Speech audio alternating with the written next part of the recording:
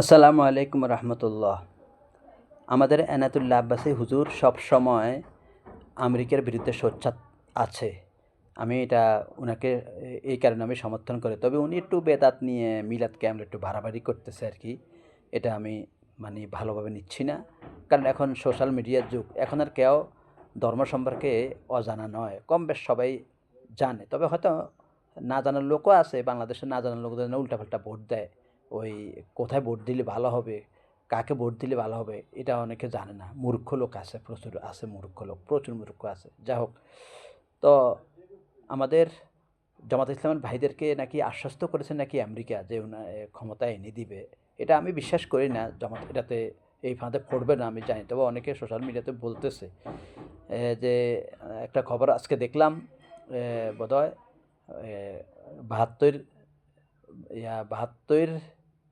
ঘন্টা আগে জামাতকে ছুঁড়ে ফেলে দিছে আমেরিকা। একজন একটা শিরোনাম বললো আর কি, জানি না কতটুকু। তো আমাদের যে পরাশক্তিগুলো আছে এগুলোর প্রতি আসক্ত হওয়া ঠিক না। আর জামাতে ইসলাম ভাই যারা আছে, দেশে এবং প্রবাসে যারা আছে সকলে অ্যাক্টিভ জানি। দেশের প্রতি অবশ্যই দেশপ্রেম এটাই, এই দলটার মধ্যে দেশপ্রেম প্রকৃত আছে। আর এই পাকিস্তান নিয়ে তোষামোদী করে না, যতই রাজাকার অনেকে বলে, এরা আমি জানি। কিন্তু তারপরেও একজন আধ্যাত্মিক গুরু থাকবে। আমাদের আমির শফিক ভাইকে ওনাকে আধ্যাত্মিক গুরু হিসাবে বানানো দরকার। ইরানের ন্যায় আয়াতুল্লাহ খমেনি আছে, এরকম না আর কি।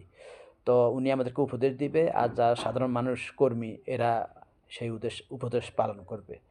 তবে আল্লাহ তাআলার দিকে রুজু থাকতে হবে। আল্লাহ তাআলার কাছে সরাসরি সাহায্য চাইতে হবে।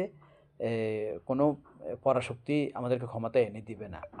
আর কাফের মুশরিকদের বিশ্বাস করতে নাই। এটা আল্লাহ তাআলাই তো বলেছে, লা তাত্তাখিযুল ইয়াহুদা ওয়ান নাসারা আউলিয়া। ওদেরকে তোমরা বন্ধুরূপে গ্রহণ করো না। হ্যাঁ, তবে ইসলাম এই শিক্ষা দেয় না যে অন্য ধর্মে তোমরা আঘাত করো। এটা ইসলাম শিক্ষা দেয় না। কিন্তু তারপরও তুষ্টি হওয়া ঠিক না পরাশক্তির প্রতি। আমাদের শহীদ ওসামা বিন লাদেন আমেরিকা বিরোধী ছিল। আমেরিকার বিরুদ্ধে লড়াই করতে গিয়ে উনি শহীদ হয়েছেন। এটা আমি ১০০ বার বলব।